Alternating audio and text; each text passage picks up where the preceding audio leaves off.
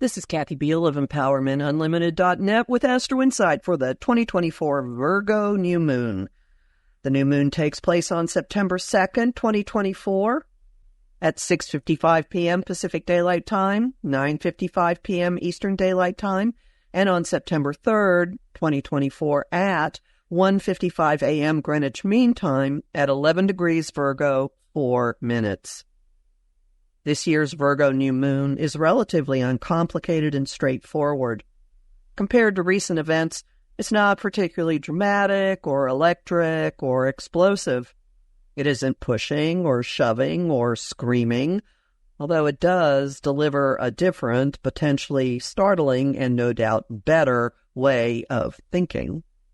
Instead, it's as unfussy and uncluttered as the sign prefers, returning us, even if briefly, to sanity, to grounding, and to critical reasoning. After the crazed pace and information whirlwinds of the past few months, we are in back-to-school, back-to-work territory. Virgo is the fix-it zone of the zodiac, where evaluation views everything through a lens of improvement. It values cleaning, making lists, and organizing. It's an advocate for healthy eating, living, choices, and boundaries. Sure, it can be hypocritical, even of itself, especially of itself. But this trait comes from the ability to step outside situations and examine them with objectivity. And the result, many times, is a compulsion to do something. That impulse is the gift of this new moon. Take stock of where the past few months have landed you. Allow the noise and clutter and balloons to subside for a moment and consider your terrain. Two recent powerhouse influences from the two previous full moons are still hanging around, though their impact isn't as dramatic as in recent weeks. This moon gives us the wherewithal to, that phrase again, do something with them. The paradox we recently experienced, coming from competing demands to contain expansion and excessive options and to amplify obligations and restrictions, affects the seeds, intentions, fresh starts, and next stages of this new moon. The moon widely locks into the ongoing Jupiter-Saturn square by recreating the configuration when the square was exact August 19th. The moon is roughly where Venus was then, another more internal representative of the feminine, interestingly, and opposing Saturn, challenging its mandate for order and responsibility, and squaring Jupiter, which is, like the moon, under the rule of Mercury.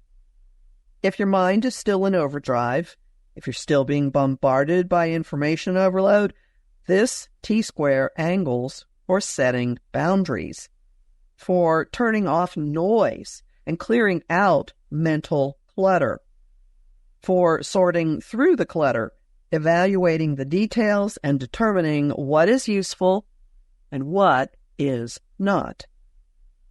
The moon's ruler is assisting the process. Mercury is repeating the startling, awakening, liberating jolt he delivered at July's Capricorn full moon. He's moving back into a square to quick-change artist Uranus, which will be exact, on September 7th. The impact dislodges info for the Virgo process. Whatever you hear, whatever you learn, whatever breaks open or apart, work with it. It's showing you something you can clean or reorganize or make healthier or use. Some of what you're seeing differently has quite the tail.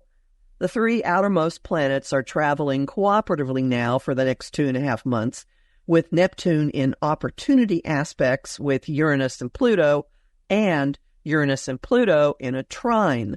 The three-way may dredge up sludge from Uranus's time in Taurus, since 2019, Neptune's journey through Pisces, since 2011, and Pluto's foundation reconstruction work since 2008. Now, this is going to involve some tweaking in your thinking and adjustments in your information diet. Maybe move allegiances, drop some, adopt new ones, alter your own messaging. Mercury is in an inconjunct to both Neptune and Pluto at the receiving end of a yod or finger of God. It is right and good to make these adjustments.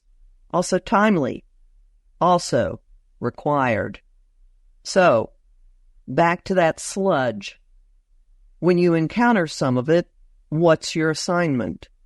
All together now. Work with it. Use it. Do something. The beginnings sprouting from this new moon are not for some far-off future.